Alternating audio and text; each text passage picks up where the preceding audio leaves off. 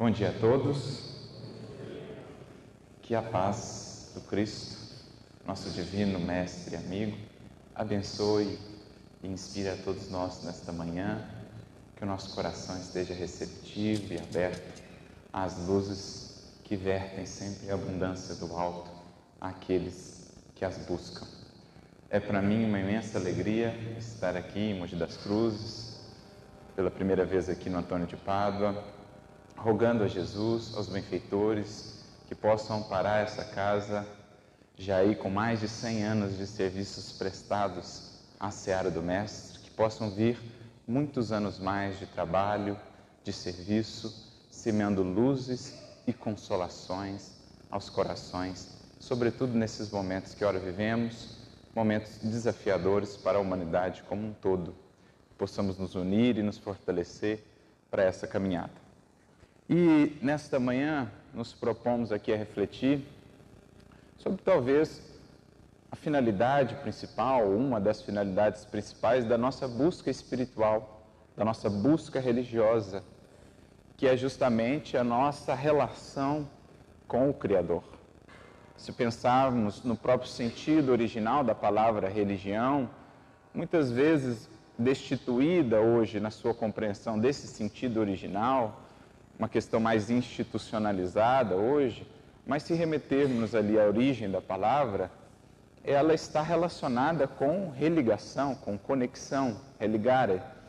E é isso um dos pilares da experiência religiosa da criatura humana. Buscar aprofundar, buscar criar com o Criador esse laço de comunhão, esse laço de uma experiência profunda, que fortaleça a criatura na sua jornada ascensional, que permita à criatura melhor compreender os desígnios divinos, o amparo divino que chega ou que deseja chegar a todos nós. Então, esse é um dos fundamentos da nossa busca religiosa. Como vai dizer Emmanuel, numa mensagem muito interessante, no livro Fonte Viva, capítulo 101, em se tratando do Evangelho, que é essa fonte mais abundante, mais plena de comunhão com o Criador, ou de expressão da lei divina que a humanidade já recebeu, dirá Emmanuel que no Evangelho nós estudamos a ciência divina da ligação com o Pai. É sobretudo para isso que Jesus veio ter conosco, transmitindo-nos os recursos para que nós possamos, ao longo dos séculos, dos evos, alcançar a condição que ele já alcançou, de estreita e perfeita comunhão com o Pai. Na definição que ele mesmo traz, eu e o Pai somos um. Não que sejam ali o mesmo ente, o mesmo ser. Jesus falava de comunhão de valores, de visão, de perspectivas, de pensamento. É nesse sentido que ele fala que ele e o Pai eram um. Assim também, somos convidados a sermos um com ele e todos um com o Pai. Como ele diz na bonita prece, quase que uma prece de despedida que está lá grafada no Evangelho de João, capítulo 17, que é todo ele uma belíssima prece de Jesus. Às vezes a gente pensa que a única prece que Jesus nos legou no Evangelho é o Pai Nosso, mas todo o capítulo 17 do Evangelho de João é uma prece das mais belas de Jesus. Quando ele ora, não só pelos discípulos daquele momento, mas por todos os discípulos que estavam por vir, concitando-nos aí a força, a perseverança nessa caminhada que ele nos propôs no Evangelho. Então, de certo modo, é sobre isso que vamos conversar nessa manhã, sobre essa nossa relação com Deus, sobre essa busca, que creio é uma busca de todos nós, quando viemos, por exemplo, à casa espírita, ou a qualquer outra casa religiosa, essa busca pelo amparo divino, essa busca pela proteção divina. Mas é também um esforço, e aqui seremos guiados nessa reflexão pelo benfeitor espiritual Emmanuel, é um esforço, um convite a um esforço de nossa parte para também ampliarmos as nossas percepções e o nosso entendimento com relação a esse amparo divino, a essa proteção divina, entendendo que nem sempre ele se dará como nós gostaríamos, esperaríamos ou desejaríamos. É um convite, isso é um dos fundamentos da doutrina espírita, do próprio Evangelho, um convite a aperfeiçoarmos, a treinarmos o nosso olhar, o nosso entendimento, ampliando horizontes, para perceber essa presença e esse amparo divino onde antes não julgávamos existir. Para conseguirmos ver que muitas vezes naquelas experiências, naquelas circunstâncias que menos esperávamos, estar ali a presença e o amparo divino, é ali justamente onde ele está, onde ele se faz mais presente.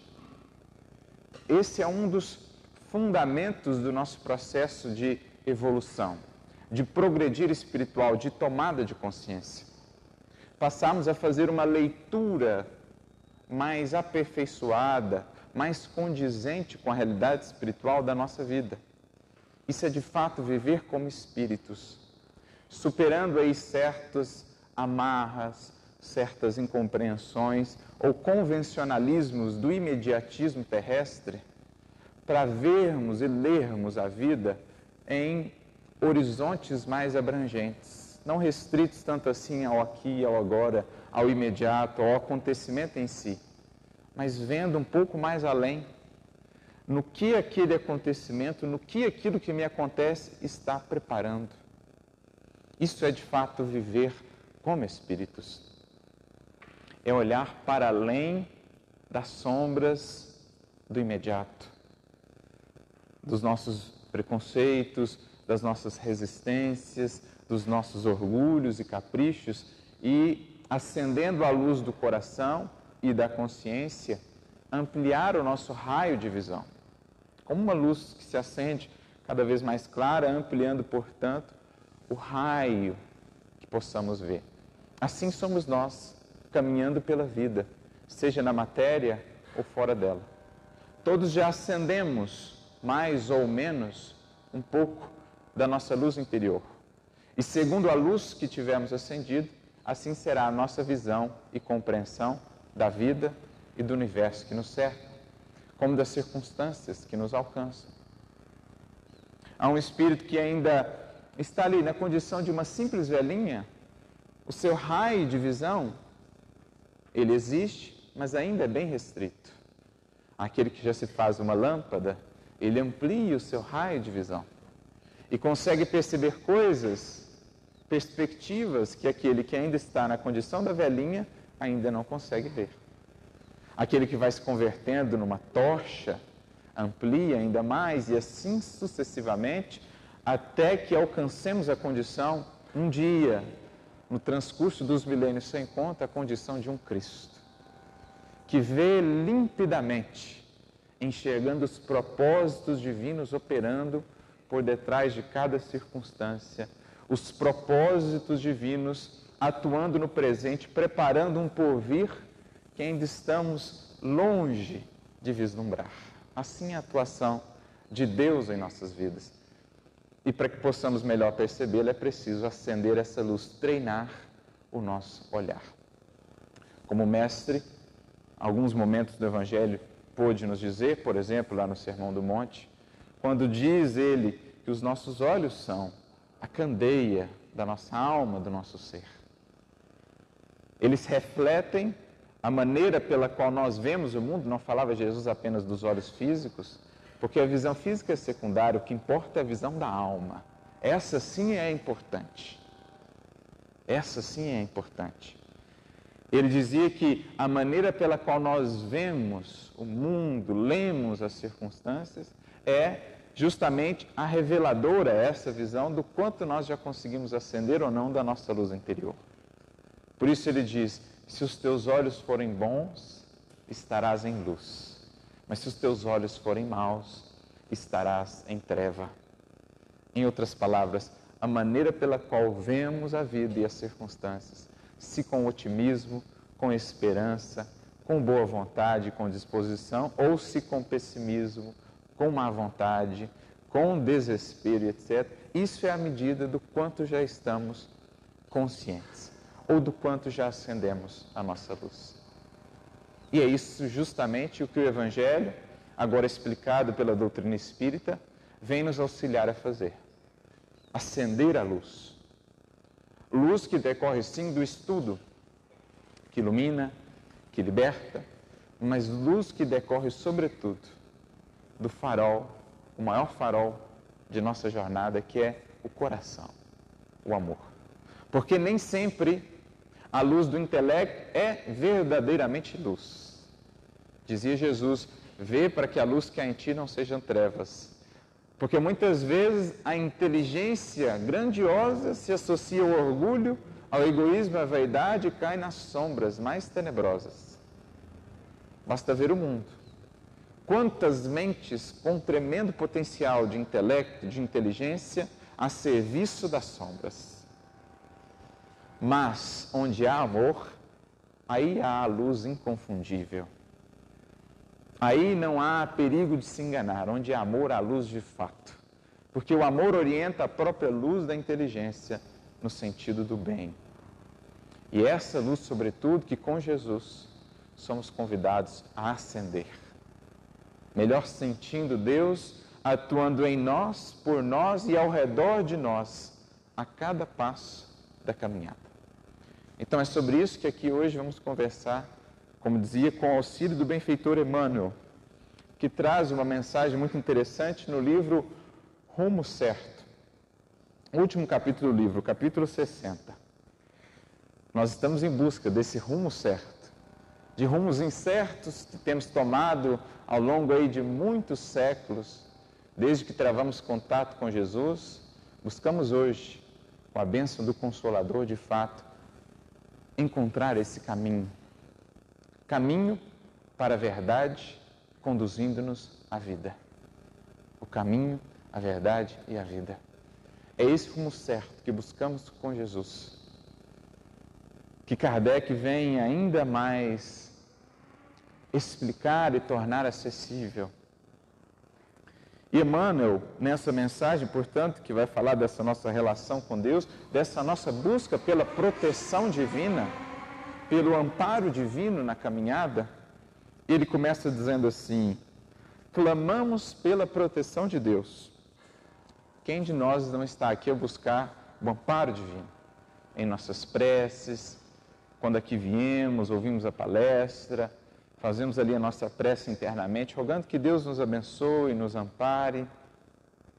Mas, e nessas frases adversativas, o mais importante sempre vem depois do mas, aquilo que realmente a gente precisa estar atento, ele diz: não raro admitimos que semelhante cobertura unicamente aparece nos dias de caminho claro e céu azul.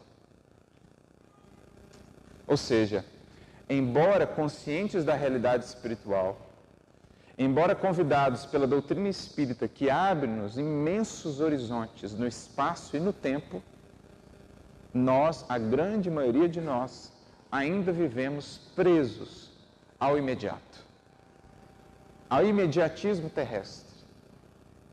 E assim não conseguimos nos desamarrar, digamos assim, das circunstâncias para perceber que essa presença, essa atuação divina não está só nos dias de céu claro e azul, mas que muitas vezes está ali presente também, falando conosco, talvez de maneira ainda mais profunda, nos dias de tempestade ou diante das experiências desafiadoras. Porque a doutrina espírita vai convidar-nos a ampliar esse olhar, não nos prendendo à circunstância apenas em si, mas passando a olhar muito mais para as consequências que ela traz, para as experiências que ela gera, para os crescimentos, os aprendizados que ela oportuniza. Nesse sentido, a gente vai vendo a tempestade não só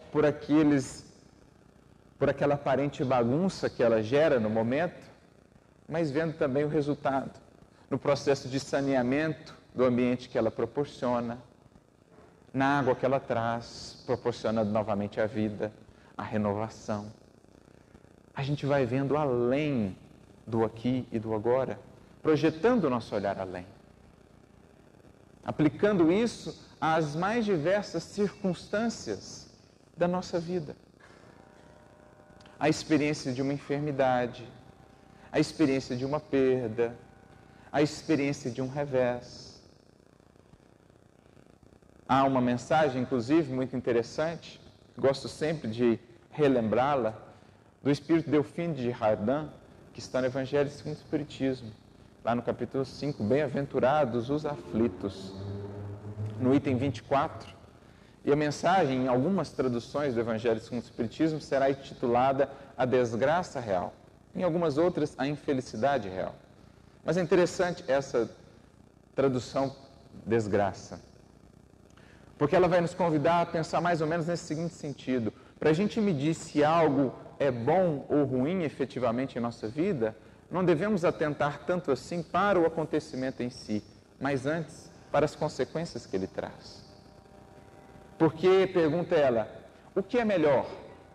Algo que traz um certo prazer, uma certa euforia momentânea, mas que depois vai redundar talvez num arrependimento de toda uma encarnação, num remorso, num desequilíbrio, num desajuste do nosso corpo físico. Por exemplo, um hábito, um vício, que traz aquele prazer ali de momento, a satisfação momentânea, mas que cultivado ao longo dos tempos vai redundando, por exemplo, no desequilíbrio do nosso corpo, na perca da nossa saúde.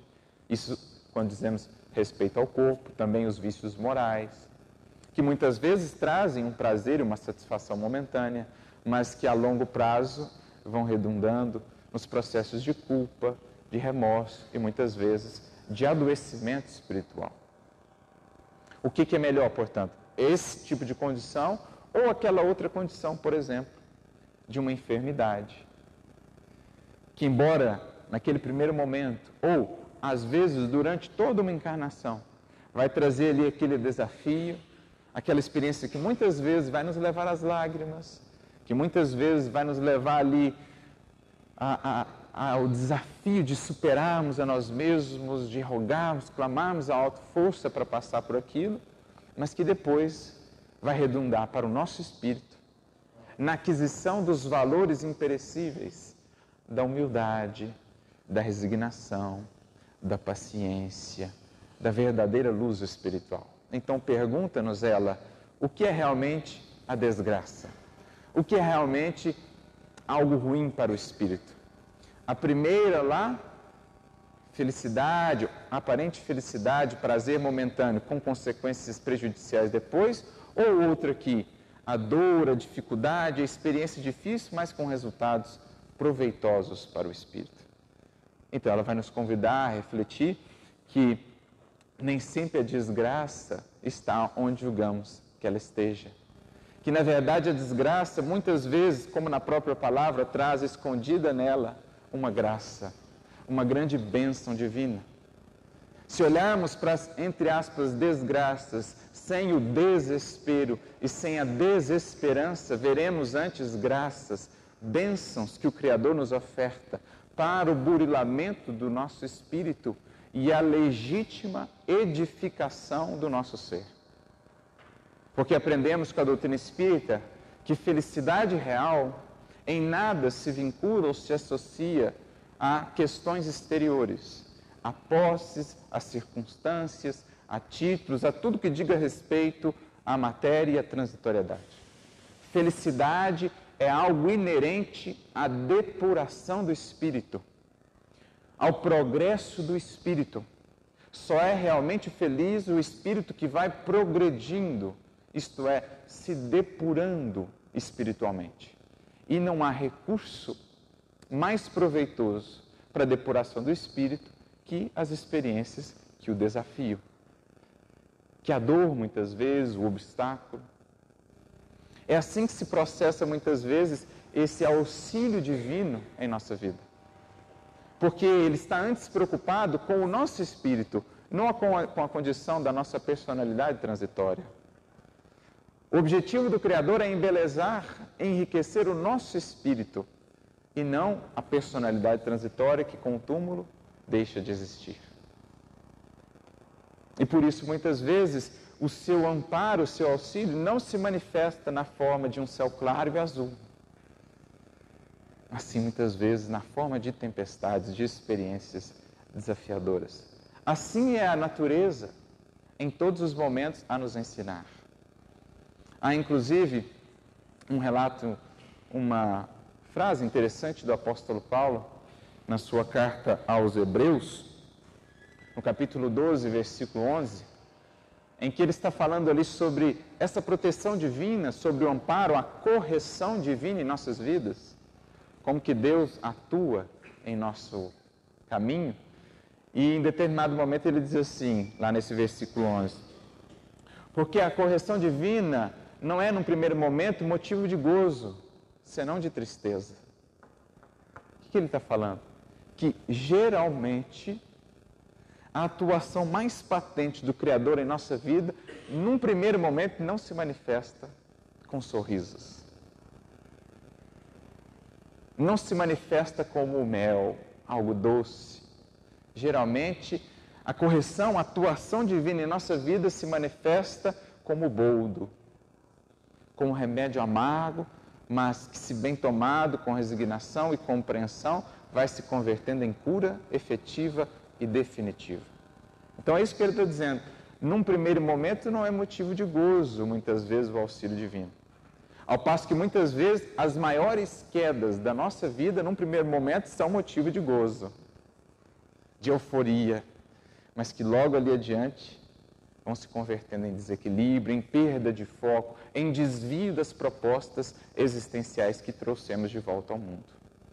Mas ele acrescenta, mas para aqueles que permitem ser exercitados por elas, olha que lindo isso, aqueles já atentos, conscientes, enxergando mais além, que se permitem exercitar por essas experiências, elas produzem neles frutos de paz e de justiça.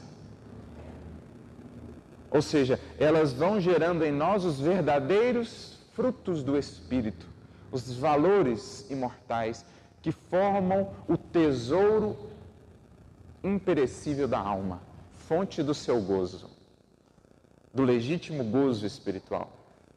Os frutos de justiça, isto é, a harmonia da nossa vida, da nossa conduta com a lei divina, isso é justiça ou retidão, como aparece no Antigo Testamento ou no Evangelho de um modo geral, retidão, alinhamento, harmonia com a lei divina, como está lá na primeira questão de O Livro dos Espíritos, da terceira parte de O Livro dos Espíritos, questão 614.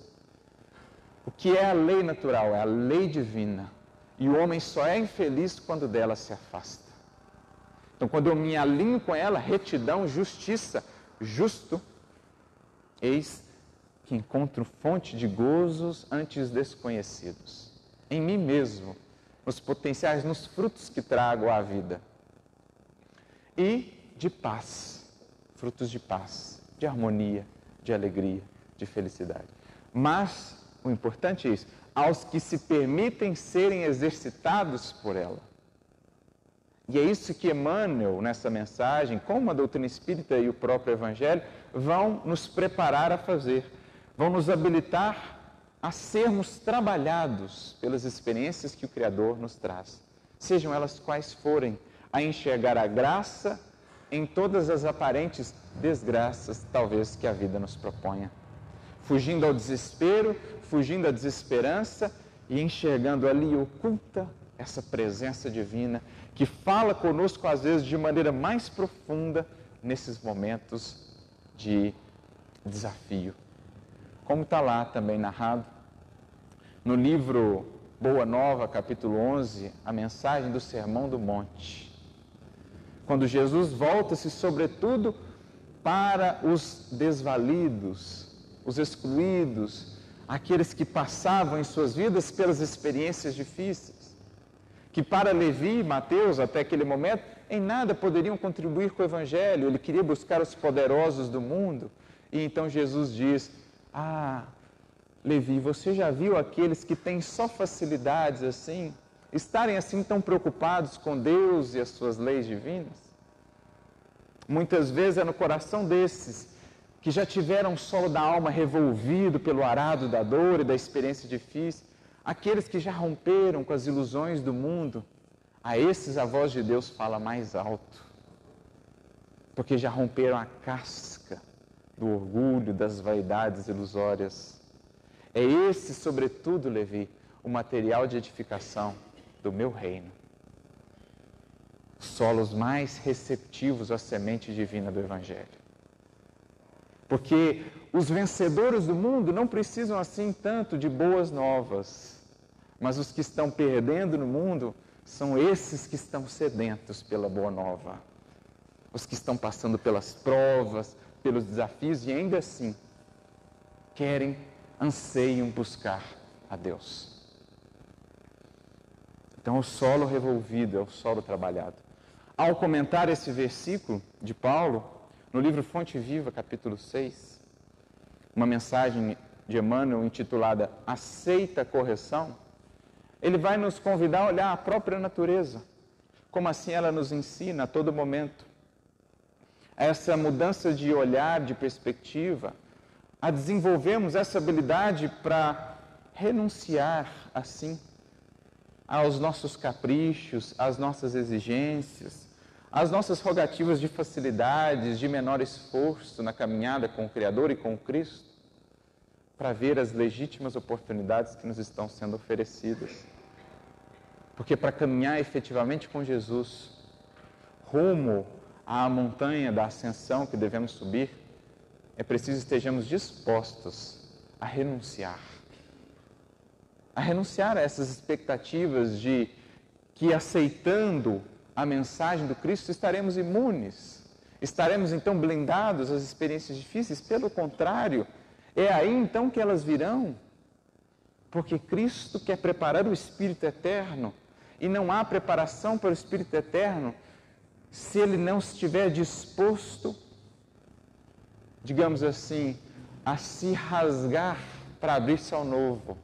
A semente não se converte em fruto se não vence a cova ali, a escuridão da cova, se não rasga a si mesmo, se não morre para nascer de novo.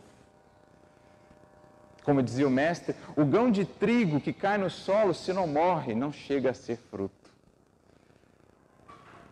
Então, como caminhar para esses patamares maiores de vida abundante se não estivermos dispostos a renunciar a essas ilusões? De que caminhada com Jesus, o verdadeiro aperfeiçoamento do nosso ser se dará em meio a facilidades. Há apenas vida tranquila, sem luta, sem esforço, sem testemunho. Não existe isso. E ele traz então os exemplos. A terra, a fim de que possa realmente produzir, se não conhece o contato do arado, é impermeável, é infértil. A árvore que não conhece a poda não produz cada vez mais abundantemente. Assim como a água que não deixa a mansuetude da fonte para vencer obstáculos sem conta em direção ao rio e um dia a grandeza do mar, não vai experienciar jamais tudo o que ela pode vir a ser. A própria natureza, portanto, nos fala de como todos devemos aprender a tomar as dores, os obstáculos, os desafios da vida por instrumentos de sublimação que o Senhor nos confere. As cruzes, por isso Jesus dirá, aquele que comigo quiser seguir, terá de tomar a sua cruz. E cada um de nós terá a sua, adaptada às necessidades de cada um. O que é um fardo tremendo para um, uma experiência desafiadora para um, para outro talvez já não seja, porque naquele aspecto ele já aprendeu. Mas o que para aquele outro já é algo consolidado, para aquele ainda não é. E assim a misericórdia divina adapta as cruzes, os fardos, a necessidade de cada um, buscando fortalecê-lo e extrair do seu ser tudo o que ele pode vir a ser. É isso que Deus vê em nós. E é assim que muitas vezes se manifesta o seu amparo em nossa vida. Por isso eu me recordo que esses dias eu via uma mensagem na internet, no Facebook. Não sei a autoria, porque a pessoa que colocou não pôs, mas era uma versão do Pai Nosso adaptada, ampliada, ali um pouco modificada. E ao final, naquela parte que diz, né? Livra-nos de todo mal, e etc.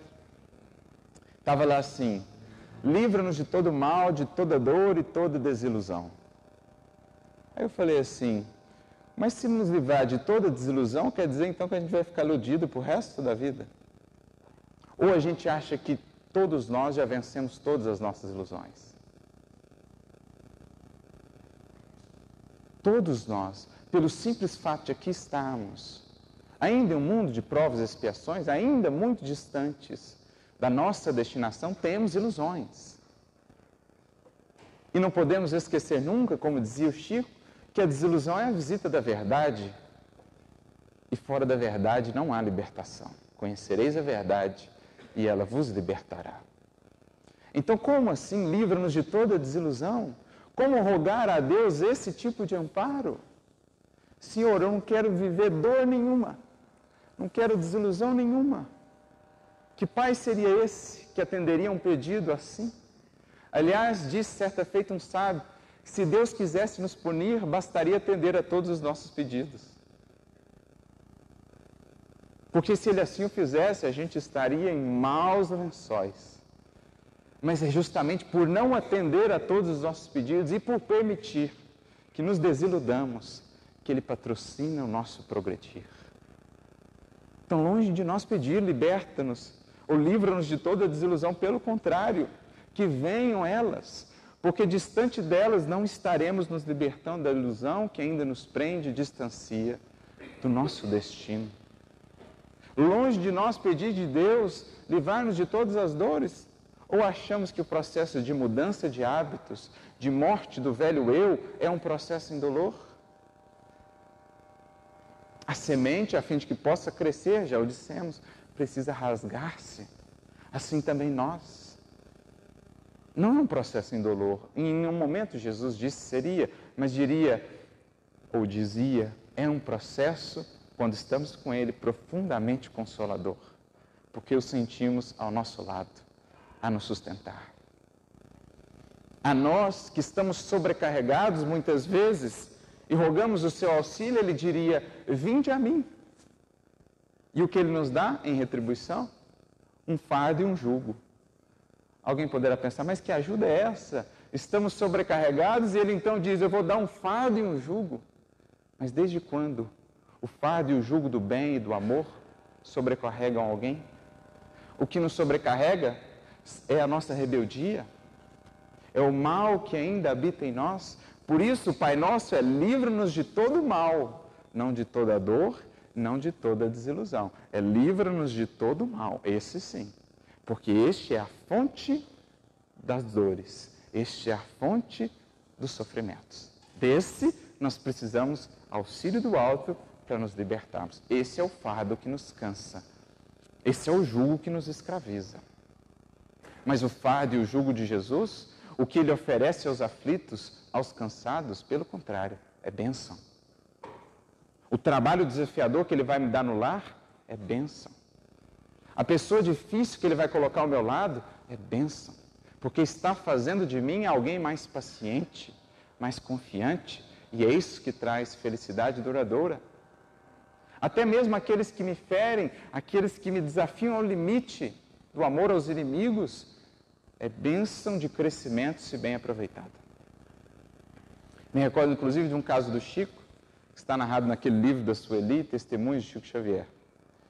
Caso de um padre, Júlio Maria, se eu não me engano o nome, que ali no início da tarefa do Chico, por mais de 12, 13 anos, escreveu artigos profundamente agressivos em relação à obra do Chico, em relação ao Parnaso, o atacava reiteradas vezes. E em determinado momento ele desencarna, então Chico diz que Emmanuel aparece para ele dizendo assim, meu filho, oremos pelo nosso irmão Júlio Maria, porque ele foi para nós, ao longo de todos esses anos, um cooperador maravilhoso.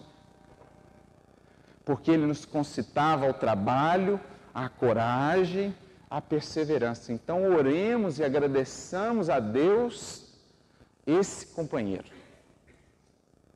Porque os nossos adversários são instrutores preciosos que Deus nos dá.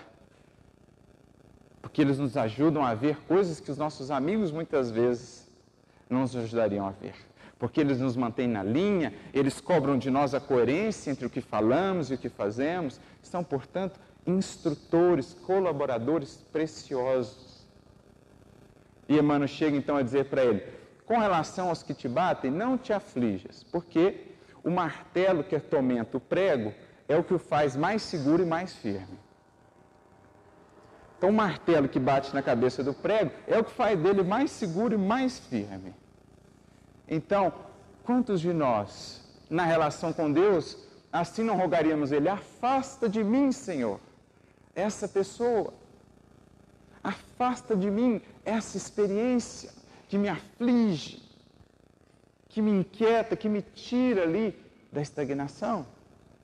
Quando, na verdade, deveríamos rogar ao Senhor: oh, meu Pai, me dá forças, me ampara a tirar todo o proveito dessa experiência e dessa convivência com essa pessoa. Porque ela é um instrumento. Ela é, muitas vezes, o amparo divino ao meu lado, que eu quero afastar.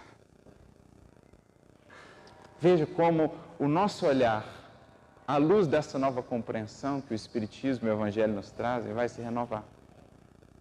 E é por isso que Emmanuel vai prosseguir nessa mensagem, dizendo assim: o amparo divino, porém, nos envolve e nos rodeia em todos os climas da existência. Urge reconhecê-lo nos lances mais adversos. É porque muitas vezes, nos momentos de alegria, a gente até percebe o amparo divino, ou quase sempre associamos o amparo divino apenas aos momentos de facilidade e alegria. Então, se minha vida financeira vai bem, se a minha vida afetiva vai bem, então é sinal de que Deus está comigo. Quando, na verdade, deveríamos ver muito mais essa presença nos momentos de adversidade. Urge, portanto, treinar esse olhar. Porque aí ele prossegue: às vezes, o auxílio do todo misericordioso tão somente se exprime através das doenças de longo curso ou das dificuldades materiais de extensa duração, preservando-nos contra quedas espirituais em viciação ou loucura. Que às vezes aquela enfermidade da qual a gente tanto reclama, que de certo modo nos limita ou nos impede de fazer determinadas coisas, é justamente ali aquele amparo divino que nos impede a repetir antigas experiências de queda. Aquela pessoa que me desafia, que convida-me ali a dar todos os esforços naquele trabalho, é justamente o que desvia a minha mente de outros convites sedutores que o mundo talvez possa ter. Então a gente precisa ter essa perspectiva. Eu me lembro até do Divaldo brincando, certa feita ele chegou para o Chico falando: ô Chico, ficou sabendo que eu casei? Né? E ele vai brincando daquele jeito dele, falou: eu casei com a dona Angina, e tem sido uma bendita companheira, me auxiliado bastante. Ele: pois é, meu filho, eu estou casado aqui com duas, a dona Angina e a dona Catarata, têm sido assim as minhas auxiliares na caminhada, recurso divino na minha vida. Assim enxergava, por exemplo, Jerônimo Mendonça a sua condição, amparo divino, auxiliando ali a falar da alegria do Evangelho, da alegria do Consolador naquela condição, contagiando a tantos corações como purificando o seu próprio. Olha que beleza de visão àqueles que se desprendem do imediato. Muitas vezes, aquele dever, aquela obrigação que eu julgo ser um fardo, é justamente a bússola que o Senhor me dá para manter-me no caminho com o qual me comprometi no mundo espiritual, no retorno. Em outros ângulos da experiência, manifesta-se esse amparo divino pela cassação de certas oportunidades de serviço ou pela supressão de regalias determinadas que estejam funcionando para nós à afeição de corredores para a morte prematura. É perder muitas vezes para ganhar, se soubermos ver. É entregar realmente tudo a Deus, entendendo que tudo aqui a Ele pertence e que se é desígnio dEle, louvado seja, porque algo tem a nos ensinar. Como lá o exemplo que nos foi dado em Jó, que chegou a ter tudo e tudo perdeu. Então, em joelhos, em prece, diz ao Senhor: Tu me deste, Tu me tomaste, seja feita a Tua vontade. Seja feita a Tua vontade. Não que seja algo simples, é desafiador, mas isso é crescer. Mas aqueles que conseguem dar esse passo sentem em seu ser nova alegria, nova esperança. Sentem-se mais próximos de Jesus e do Criador. A perda, por exemplo, de um ente querido. Quantos não são os corações que aportam às casas espíritas depois de uma perda, completamente renovados para a vida, para os valores da vida, que despertam para a espiritualidade, para a brevidade da experiência física depois de uma perda como essa. E assim crescem, e assim vão ao trabalho, ao que talvez não acontecesse se não passassem por uma experiência como essa, o revés de uma enfermidade, um revés financeiro. É enxergar essa governança de Deus por detrás de tudo. Se era seu, Senhor, e se assim julgou ser o melhor para mim e para Ele, seja feita a Tua vontade. O Seu amor é soberano, o Seu amor é infinito, a Sua misericórdia também. Ajuda-me, que aqui fico, ajuda a Ele também, que volta ao lar. Saibamos agradecer, saibamos louvar.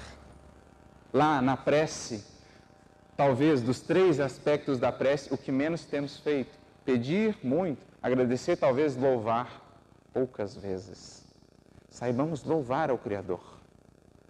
Em tudo dai graças, diria o apóstolo Paulo, que não falava isso da boca para fora, que falava isso como alguém que de fato assim vivia. Estava preso, louvava o Senhor. Não sou prisioneiro dos romanos, sou prisioneiro do Cristo. Se Ele me pôs aqui preso é porque algo tenho aqui de aprender e de servir.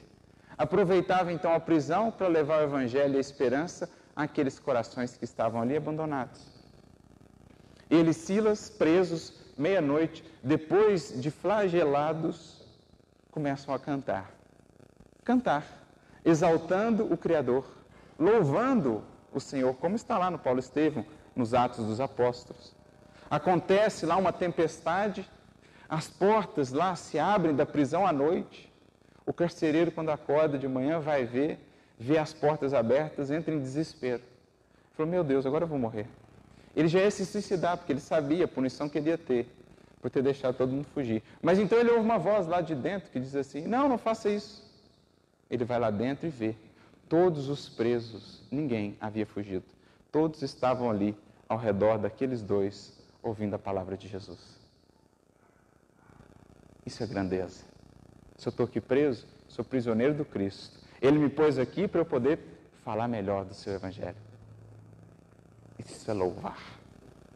É perceber que, geralmente, onde julgamos ter ou existir um grande mal, há ali um grande bem oculto a nos desafiar. O próprio Kardec comenta isso com os espíritos na questão 663, quando fala das nossas preces, das nossas rogativas, perguntando se as nossas preces podem mudar o curso das nossas provas. E eles dizendo que nem todas as provas podemos assim mudar. Deus não pode, ou as leis divinas também não podem estar sujeitas aos caprichos de cada um. Mas eles acrescentam, é que muitas vezes, onde julgais existir um grande mal, há um grande bem. Que peçamos, portanto, ao Senhor essa habilidade de ver, como o cego de Jericó. Penso ser esse o maior de todos os pedidos que devemos ter em nossas preces. Aquele cego que diante de Jesus, que lhe perguntava: o que queres que eu te faça? Ele diz apenas: Senhor, que eu possa ver. Que eu possa ver. Porque quando eu realmente ver esse amor a me cercar, não terei motivo senão para agradecer e louvar a grandiosidade da misericórdia divina. Por isso, Emmanuel segue: proteção de Deus, por isso mesmo, é também o sonho que não se realiza. Tinha tanto aquele sonho, mas ele não se realiza. Não. Por quê? Para que outros sonhos possam se realizar, para que outras surpresas possam se desdobrar, muitas vezes mais profundas, mais ricas ainda daquilo que julgávamos encontrar naquele sonho, naquela expectativa. Paulo, por muito tempo, sonhou em ir a Roma pregar o Evangelho, mas tudo dava errado. Na hora que ele estava indo para Roma, dava errado. Por quê?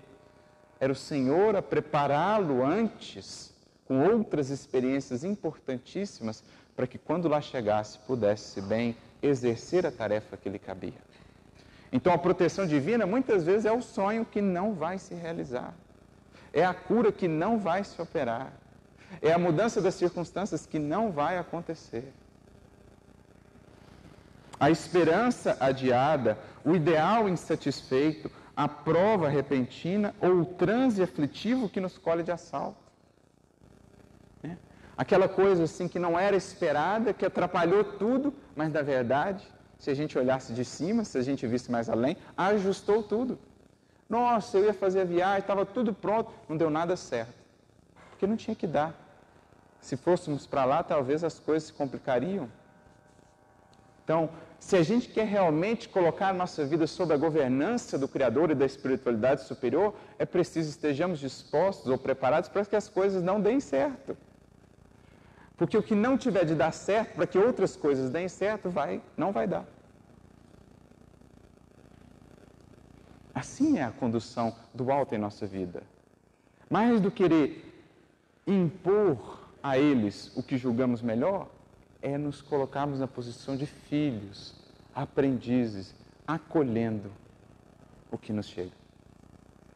É como diz, em 4 palavrinhas, o grande professor Hermógenes, um dos precursores da yoga aqui no Brasil: entrego, confio, aceito e agradeço.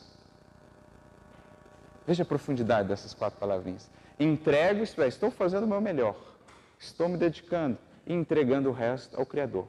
Confio, porque na fé é confiança, fé é esperança, fé é relação de amor. Onde se ama e se sente amado pelo Criador, há confiança, há certeza de que o que vem para o bem. Então, confio, aceito e agradeço.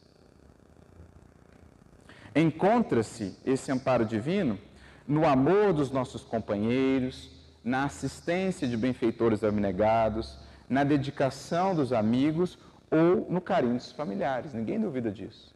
Essas coisas são bênçãos. É o amparo divino em nossa vida. As pessoas que nos compreendem, as pessoas que nos ajudam, as pessoas que estão ao nosso lado. Isso é amparo divino também. Mas, igualmente, na crítica dos adversários, no tempo de solidão, na separação dos entes queridos ou nos dias cinzentos de angústia, em que nuvens de lágrimas se nos represam nos olhos. Isso ocorre porque a vida é aprimoramento incessante, até o dia da perfeição. E todos nós, com frequência, necessitamos do martelo do sofrimento e do esmeril do obstáculo para que se nos despoje o espírito dos envoltórios inferiores. Nós precisamos desse martelo, desse buril, desses espinhos que nos tiram do lugar, que rompem a nossa velha casca, desses envoltórios inferiores das ilusões, da concha do orgulho e do egoísmo. O próprio apóstolo Paulo dirá certa feita nas suas cartas, a 2ª carta aos Coríntios, capítulo 12, que lhe foi dado um espinho na carne. Ele havia recebido um espinho na carne e que ele havia orado ao Senhor 3 vezes para que ele afastasse aquele espinho. E a resposta que ele ouviu de Jesus foi assim: não. Simples assim, não vou afastar, porque a minha graça te basta e o meu poder se aperfeiçoa na fraqueza.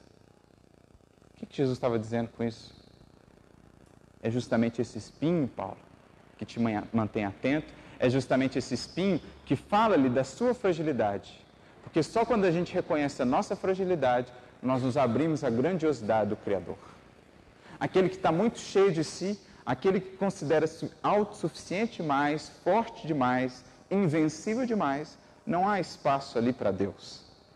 Mas quem lida com a sua fraqueza, com as suas fragilidades, esse sim reconhece em Deus o sustento, a base indestrutível. Por isso Jesus diz, o meu poder se aperfeiçoa na fraqueza. E Paulo chega então a dizer, por isso, de muito boa vontade, me gloriarei nas minhas fraquezas, porque quando sou fraco, então sou forte. Quando lido com a minha fraqueza, quando reconheço a minha limitação e apelo ao Criador para que me fortaleça, então encontro a verdadeira força. Quando me julgo forte demais, não preciso dele, nem quero saber da sua orientação, então vamos batendo cabeça aqui e ali, decepcionando-nos aqui e ali, até que nos coloquemos na posição de filhos humildes, aos pés desse Pai amoroso, rogando a sua bênção e o seu amparo. Por isso ele conclui, pensa nisso, e toda vez que te sacrifiques ou lutes de consciência tranquila, ou toda vez que te afliges e chores sem a sombra da culpa, ou seja, se você tem a consciência de que está fazendo a tua parte, e ainda assim a dor te visita, ainda assim a experiência difícil permanece, regozija-te e espera o melhor, porque a dor, tanto quanto a alegria, são recursos da proteção de Deus, impulsionando-te o coração para a luz das bênçãos eternas. Em suma, meus amigos, aprendamos com Paulo, aprendamos com Jesus e com a doutrina espírita a glorificar o Senhor, seja na dor, seja na alegria, que o nosso Pai seja louvado para todo sempre e que encontre em nós um coração, um vaso purificado, disposto a acolher essas bênçãos, essas luzes e a refletir para o mundo as luzes do Criador. Muita luz e muita paz a todos.